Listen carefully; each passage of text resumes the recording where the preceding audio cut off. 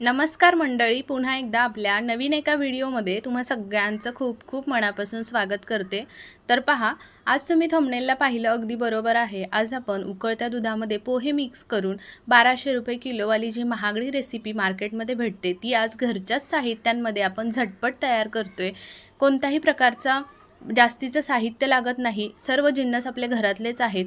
अगदी ही रेसिपी तुम्ही पाहुणे मंडळींसाठी बनवू शकता किंवा मधल्या वेळेत आपल्याला कधी ना कधी काहीसं गोडाचं खावंसं वाटतं तर त्यावेळी तुम्ही बनवू शकता किंवा घरात हे पद्धतीने बनवून ही पौष्टिक रेसिपी ठेवली की मुलंसुद्धा अगदी आवडीनं खातात। अगदी जे आपले प्रौढ व्यक्ती असतात त्यासुद्धा अगदी सहज खाऊ शकतात। तोंडात विरघळणारी ही आज रेसिपी आपण इथे बनवतोय। अगदी बनवायला नवीन आहे, खाणारे सुद्धा अगदी आवडीनं खाऊ शकतात आणि साखरेचा बिलकुल वापर न करता ही रेसिपी तयार करतोय। चला तर वेळ न करता रेसिपीला सुरुवात करूयात। रेसिपी संपूर्ण पहा, नक्कीच तुम्हाला आवडेल। तर त्यासाठी पहा, इथे मी 2 कप इतके पोहे घेतले, जे आपण कांदा पोहे बनवण्यासाठी वापरतो तेच घेतलेले आहेत। स्वच्छ पाकडून निवडून वगैरे घ्यायचे। त्याच्यानंतर पहा, सर्व काही झाल्यानंतर निवडून पाकडून इथे आपल्याला कढई गॅसवरती ठेवून घ्यायचे। पाहू शकतात कढई गरम झाली की लगेच आपल्याला त्याच्यामध्ये हे पोहे घालून घ्यायचे आहेत। पोहे आपल्याला फक्त हलकेसे गरम करून घ्यायचे आहेत, जेणेकरून कधी कधी आपले पोहे मऊ पडलेले असतात तर थोडेसे कुरकुरीत आणि कडक झाले की मस्त असे आपल्याला ते मिक्सरमधून बारीक करून घ्यायचे आहेत। त्याच्यामुळे अगदी व्यवस्थित बारीक होतील यासाठी आपल्याला ते थोडेसे हलकेसे गरम करून घ्यायचे। तर पाहू शकता मस्त असं सुरा होतोय, मध्यम आचेवरतीच आपल्याला गरम करायचे आहेत। बऱ्याच वेळा गॅसची फ्लेम जर चुकून हाय राहिली तर करपू शकतात, त्याच्यामुळे गॅसची फ्लेम मध्यमच ठेवायची आणि छान इथे तयार करून घेतलेत बघा गरम करून। आता हे आपल्याला थंड करून मगच मिक्सरच्या भांड्यामध्ये घालायचे आहेत आणि पावडर तयार करून घ्यायचे। तर पहा, इथे आपण आता याची पावडर तयार करून घेतली, अगदी बारीक अशी रवाळ पावडर तयार होते। त्याच्यानंतर इथे मी जवळजवळ अर्धा कप इतकं ओलं खोबरं छान असं किसून घेतलेलं आहे, किंवा मग तुम्ही मिक्सरला लावून घेतलं तरीही चालेल। तर अर्धा कप ओलं खोबरं घातलेलं आहे। त्याच्यानंतर आपल्याला याच्यामध्ये दूध घालायचं आहे पहा।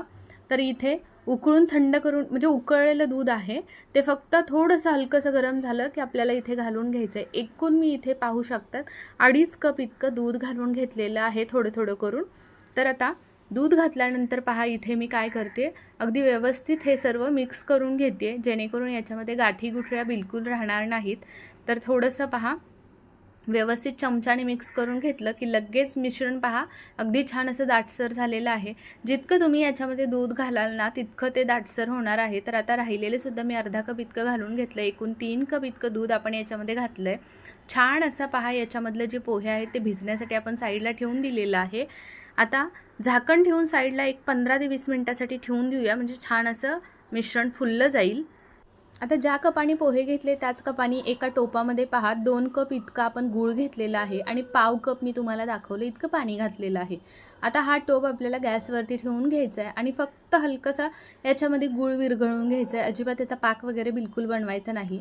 गूळ विरघळला की गॅस बंद करून द्यायचा आणि इथे पहा अशा पद्धतीने हे मिश्रण तयार करून घेतलेलं आहे, ते साईडला ठेवून दिलेलं आहे। थंड करून घ्यायचं मिश्रण आणि तोपर्यंत पहा इथे आपला छान असं हे पोहेसुद्धा अगदी व्यवस्थित असं दूध पूर्ण शोषून घेतलेलं आहे पोह्यांनी आणि छान असे फुललेले आहेत। तर आता पॅनमध्ये काय करायचं, तूप घालायचं आहे आपल्याला। तर इथेच तुपाचा पण सुद्धा कमी वापर होतोय पहा, 2च चमचे आपल्याला तूप घालून घ्यायचं आहे आणि जे आपण मिश्रण तयार करून ठेवलं होतं तर ते संपूर्ण मिश्रण याच्यामध्ये घालून घ्यायचं आहे पहा। अशा पद्धतीने सर्व मिश्रण काढून घ्यायचं आणि हलकंसं सुरुवातीला आपल्याला फक्त मिश्रण या तुपावरती परतवून घ्यायचं आहे।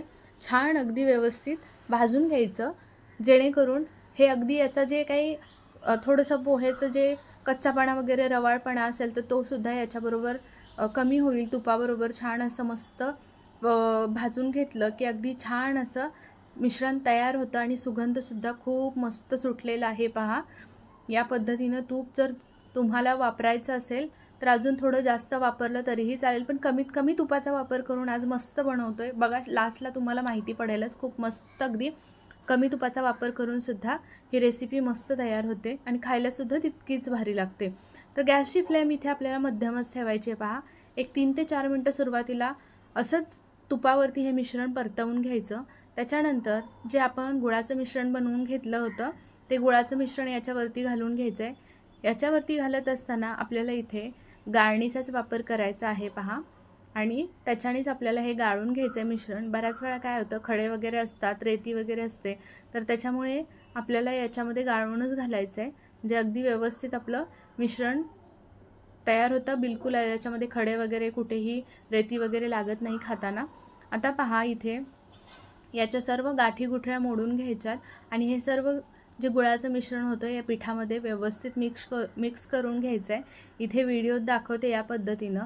याचं काय होतं की गॅसची फ्लेम आपण मध्यम ठेवू किंवा मग हाय ठेवू, ते जे आपले शिंतोडे आहेत ना, जसं जसं पीठ हे शिजल ना व्यवस्थित तसं आहे ना, शिंतोडे सर्व अंगावरती वगैरे असे उडायला लागतात. तर त्यावेळी काय करायचं, गॅसची फ्लेम आपल्याला इथे जेव्हा मिक्स करत असतो त्यावेळी लोच ठेवायची आहे पहा.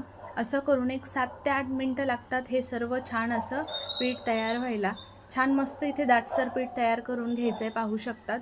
अजिबात याच्यामध्ये जर उडतच असेल अंगावरती तर लास्टला काय करायचं, गॅसची फ्लेम आपल्याला मध्यम करायची आहे आणि याच्यातलं पूर्ण दूध आटवून घ्यायचं वगैरे, आणि गुळवणीसुद्धा पूर्ण ती गुळाचं जे मिश्रण होतं ते पूर्ण आटवून घ्यायचं आहे. त्यासाठी वरतून झाकण ठेवायचं आणि मग मध्यम आचेवर ठेवायचं. अजिबात तुमचं मिश्रण खाली तळाला चिटकत वगैरे नाही, त्यासाठी फ्राईंग पॅनच वापरायचा, म्हणजे अजिबात चिटकत नाही. नॉनस्टिकचाच असावा तो सुद्धा.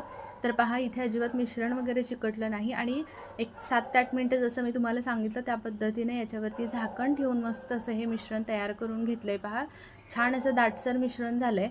आता हे चेक कसं करायचं की हे आपलं मिश्रण तयार झालेलं आहे, सेट झालेलं आहे पुढची प्रोसेस करण्यासाठी.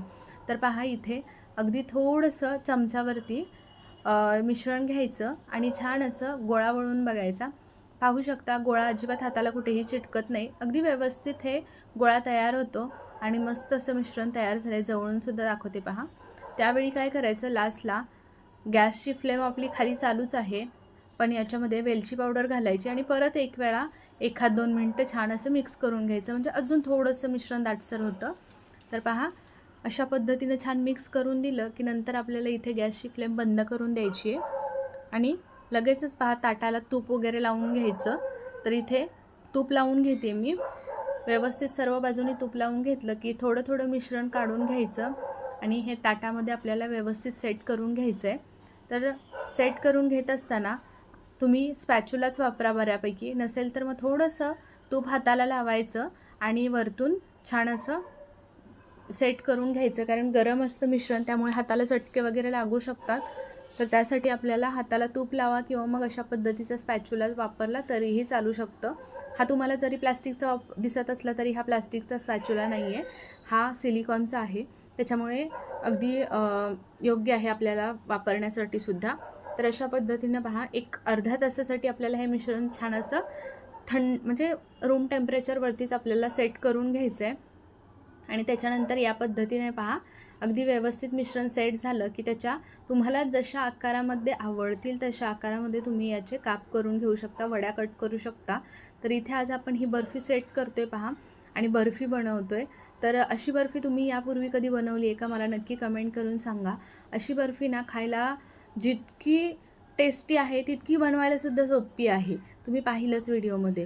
जास्तीचा काही लोड वगैरे घ्यायची कारण फक्त थोडेसे पेशन्स ठेवायला लागतात आणि मस्त असं पीठ थोडंसं शिजेपर्यंत थांबायला लागतं, नाहीतर बाकीचं काहीच नाही. आपल्याला अगदी सहजही आपण वडी बनवू शकतो. अगदी मुलांना तर, लहान मुलांना खूप जास्त आवडते, अगदी प्रौढ व्यक्तीसुद्धा तोंडात टाकताच विरघळणारी ही बर्फी तयार होते. अशा पद्धतीने मी चौकोनी आकारामध्ये कट करून घेतले. तुम्हाला जर डायमंड आकारामध्ये करायचे असतील तरीसुद्धा तुम्ही करू शकतात. तर पहा इथे आता मी थोडेसे ड्रायफ्रूट कट करून घेतलेत, काजू, बदाम, पिस्ता आणि थोडेशा गुलाबाच्या पाकळ्या घेतलेल्या आहेत, तर त्यासुद्धा वरतून लावून घेते. अशा पद्धतीनं जर तुम्ही बनवलं, अगदी सणवार असेल किंवा कोणताही गोडाचा पदार्थ करायचा आहे, काहीतरी घरामध्ये प्रोग्राम आहे, त्यावेळीसुद्धा ही रेसिपी तुम्ही नक्की ट्राय करू शकता. सर्वांना इतकी जास्त आवडेल की नक्कीच तुमचं कौतुक इतरांजवळ केल्याशिवाय राहणार नाहीत, एवढी जबरदस्त लागते. तर त्यासाठी पहा इथे तुम्हाला काय करायचं आहे, या पद्धतीने ही रेसिपी एकदा नक्की बनवून पहा आणि तुम्हाला कशी वाटली रेसिपी आजची, नंतर तुम्ही बनवल्यानंतर कशी झाली ते सुद्धा मला जरूर कमेंटमध्ये कळवत चला. अशा छान छान आणि साधे सोपे व्हिडिओज, रेसिपीज पाहण्यासाठी आपल्या यश & मॉम चॅनलला नक्की सबस्क्राईब करून घ्या.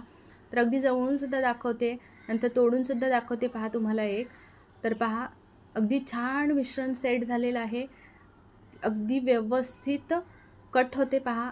तोंडात टाकताच लगेच विरघळणारी ही बर्फी कुणाला आवडणार नाही सांगा. लहान मुलं असो किंवा अगदी जसं बोलले तसं प्रौढ व्यक्ती, सर्वजण आवडीनं खातात. त्यांना समजणारसुद्धा नाही की आपण हे पोह्यापासून बनवले. तर ही महागडी रेसिपी आपण घरीच कमीच साहित्यांमध्ये आणि अगदी पौष्टिक, स्वच्छतेची काळजी घेऊन मस्त अशी बनवली की खायलासुद्धा तितकीच भारी लागते आणि हेल्दीसुद्धा आहे. त्याच्यामुळे नक्की बनवून पहा.